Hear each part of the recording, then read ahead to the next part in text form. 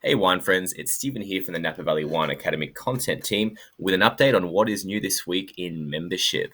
So this week I'm really excited by the update. I'm someone who gets a lot of wine terms wrong, particularly the foreign words. I mumble them, I just pronounce them incorrectly.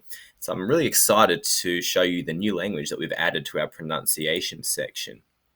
So we've always had French, Italian, Australian, New Zealand, Portuguese, Spanish, but we have a new language which most people really struggle with, and that's Hungarian.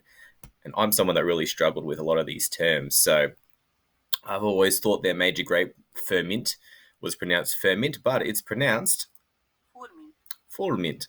Another one I got wrong was Patenos or Patnos.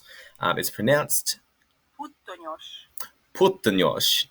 So this is a really easy to use little system here, and you just scroll down and click on the term and hear how it's pronounced from a native speaker. So we've got 70 new terms that are all Hungarian related. It's going to give you the confidence to be able to say these words the way they're actually meant to be pronounced. That's our update for the week. Happy wine drinking, and we'll see you soon.